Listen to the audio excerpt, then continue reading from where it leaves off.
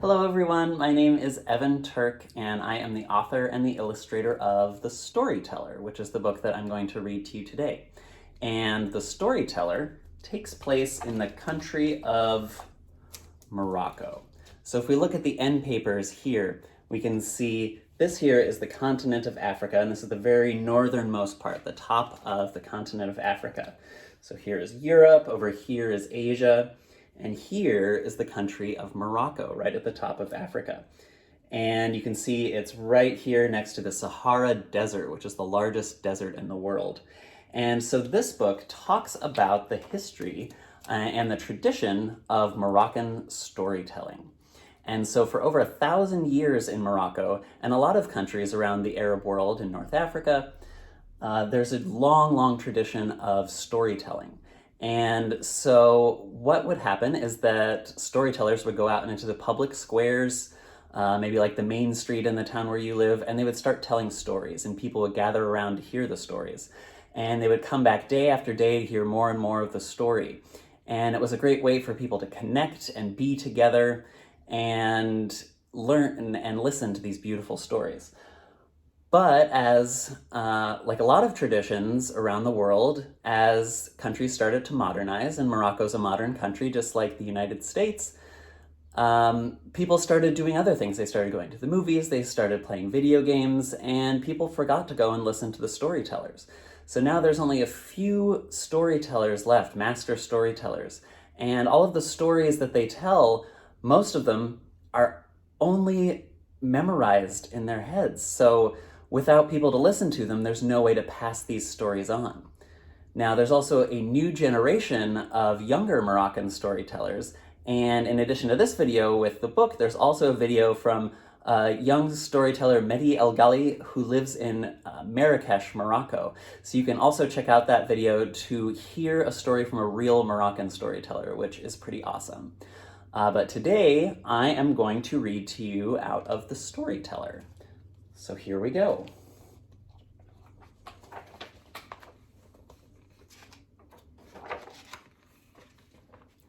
So long, long ago, like a pearl around a grain of sand, the fertile kingdom of Morocco formed near the edge of the great dry Sahara.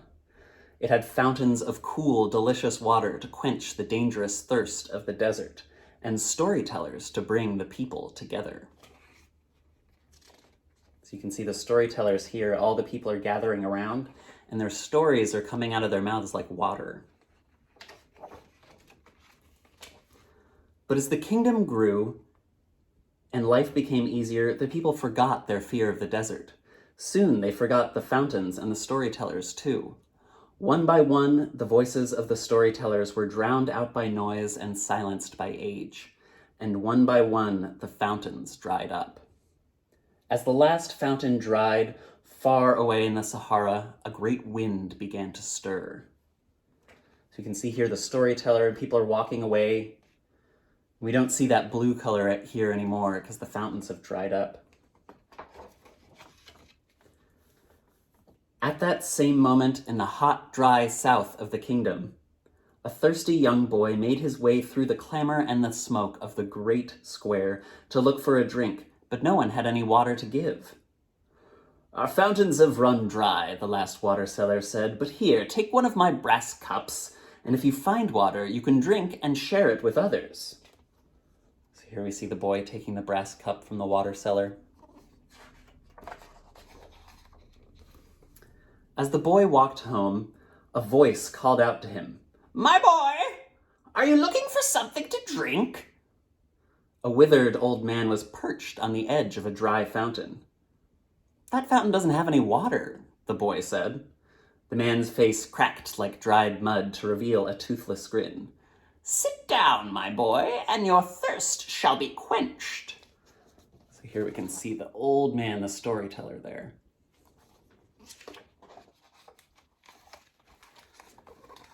The old man's voice rumbled like a spring from deep within the earth, and he began, "Not so long ago, there was a terrible drought in the nearby villages, and all the rivers and streams ran dry.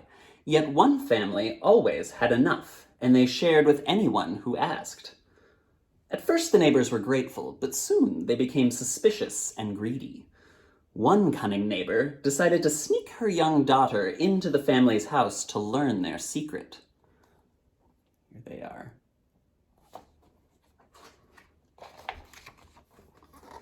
There, she met a blind woman. Pretending to be the woman's granddaughter, she asked in her sweetest voice, "Won't you please tell me why we always have water?" The blind woman laughed a gravelly laugh.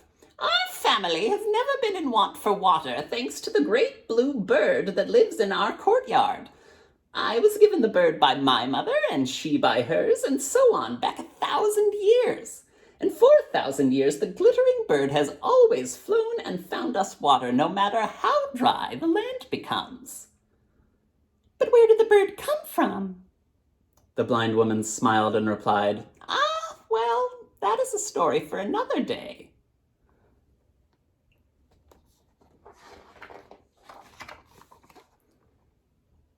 As the old man uttered these words, the boy discovered that his brass cup was full of cool water.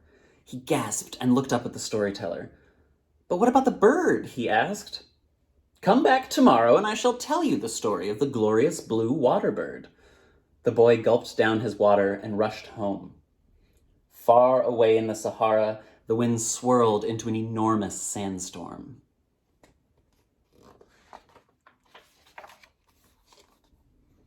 The next morning, the boy awoke at dawn and ran to meet the storyteller at the fountain again. "Would you like to hear the story of the glorious blue water bird?" he asked. The boy nodded, and the old man began. The next day, the little girl snuck in and asked the blind woman again, "Where did the bird come from?" Yes, many years ago, my great-great-grandmother's great-great-grandmother was a carpet weaver. Our village again had a terrible drought, and people had to travel far and wide to find water. One day, a very old woman walked into the weaver's home with a bundle wrapped in cloth. You can see all the women weaving carpets here, and this woman enters with a bundle. "My dear, are you thirsty?" the old woman asked. "Oh my, yes," the weaver replied. "We haven't a drop in our whole village." The old woman smiled and unwrapped her bundle to reveal a spindle of the most beautiful, shimmering blue yarn. "I was once a weaver as well," she said, "but I have grown old and can no longer trust my hands. Please take this yarn and create something for the people to hope for, and I promise your thirst shall be quenched." "But where did you come by this beautiful yarn?" the weaver asked. The old woman chuckled and replied, "Well, that is a story for another day." And she left. The old man smiled, and again the boy's brass cup was full of beautiful, clear water. "But what about the yarn?" the boy asked. "Come back tomorrow and I shall tell you the story of the miraculous yarn," the storyteller said. So the boy drank his water and headed home. Not so far away in the Sahara, the sandstorm gathered and grew and blocked out the sun. So you can see that storm here gathering, and the woman with her yarn here.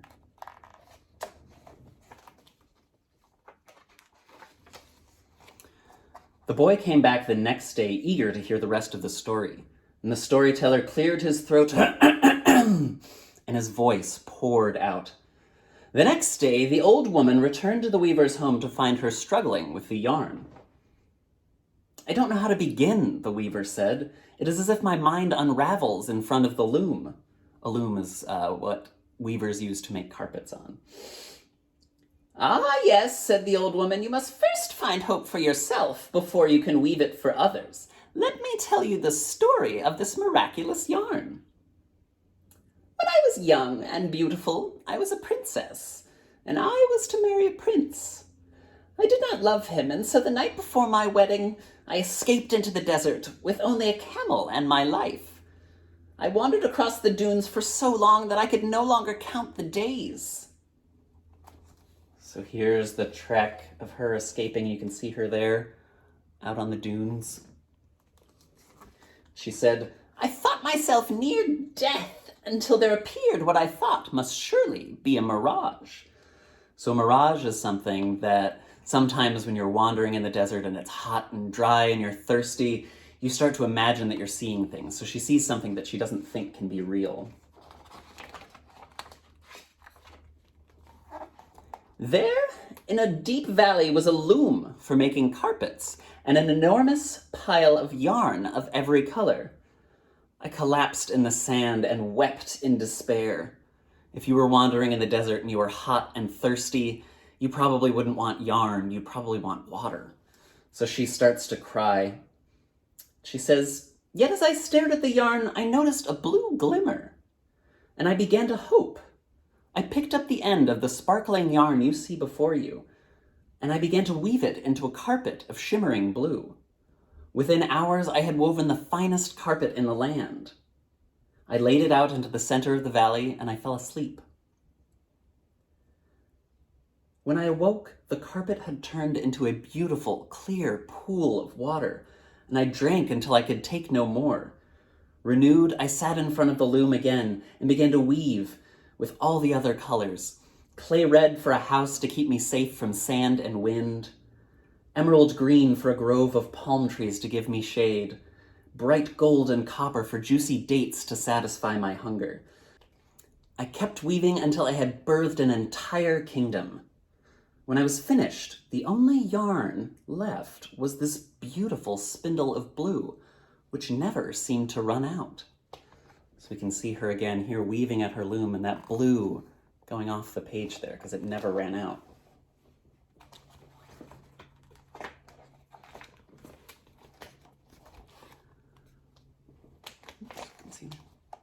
With tears in her eyes, the carpet weaver smiled at the old woman.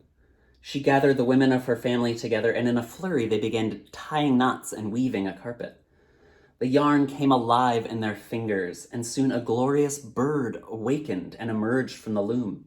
It burst out the door with a buoyant cry and disappeared into the sky. It returned only moments later, carrying buckets full of fresh, clear water, and poured them into the well. Again and again it flew until the well overflowed and the village was saved. So here you can see the bird and all the water that it's pouring into the well, and here's the women who wove that bird at the loom.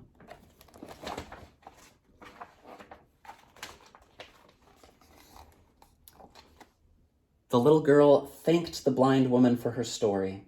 Then she crept out the door to tell her mother what she had discovered, and she hatched a plan to steal this bird from the family. Late that night, the mother snuck into her neighbor's courtyard. There she spied the most beautiful creature she had ever seen, glittering like a sapphire in the moonlight. She fell to her knees and she wept.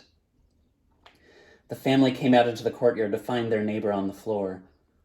"Good neighbor, why do you weep? And furthermore, why are you in our house?"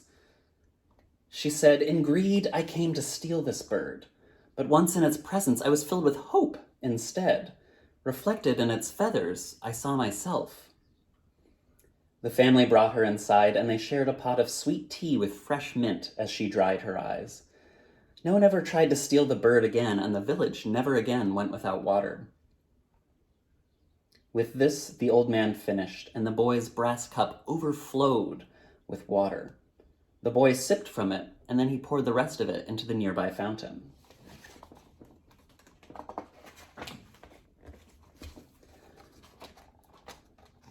At that very moment, the sandstorm of the Sahara arrived at the gate to the city in the form of an enormous jinn. His voice boomed across the trembling walls.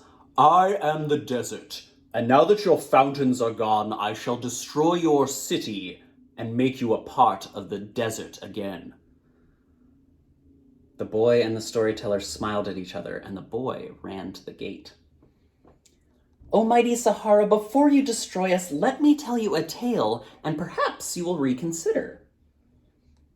"I have made up my mind, but you may tell me your tale, and then I will destroy your city at sundown." And so the boy began to tell the tale of the endless drought. The jinn was intrigued and failed to notice the sun setting behind him. "But what about the bird?" he asked at the end of the tale. It was nearly dark now, and a small circle of people had formed to hear the story. "Ah, well, that is a story for another day," the boy replied. "If you spare our city tonight, then tomorrow I will tell you the story of the glorious blue water bird." So the djinn agreed and faded into the desert for the night. You can see here's the boy telling his story to the sandstorm.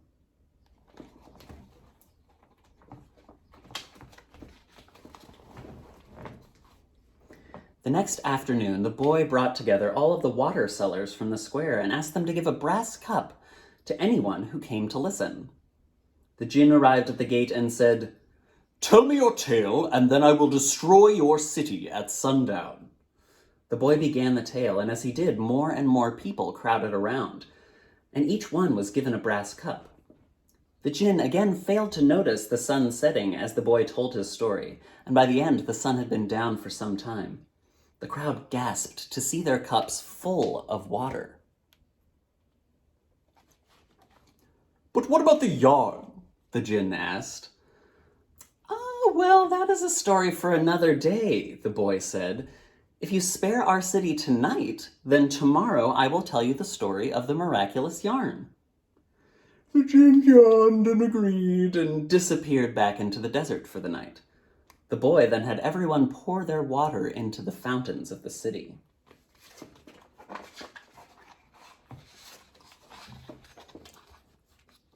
The next day, the entire city circled around the boy to hear his tale, and soon the djinn arrived as well. "Tell me your tale, and then I will destroy your city at sundown," he said. The boy began, and as his voice rose, the great square fell silent. The audience began pouring their cups of water into the fountains, and by the end of the tale, the fountains were gurgling again. The djinn was so entranced that he didn't notice any of this. "What clever stories, my boy, but alas, now I must destroy your city."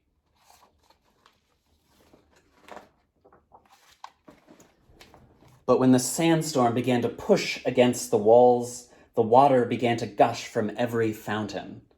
The djinn found himself hopelessly overpowered.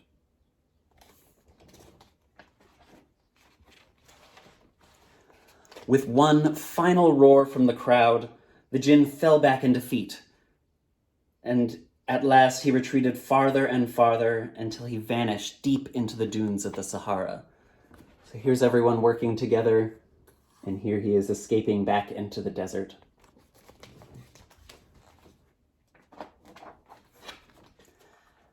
"And that," said the storyteller, "is the story of how not long ago a young boy saved Morocco from the desert." "But what happened to the boy?" asked a small girl in the audience.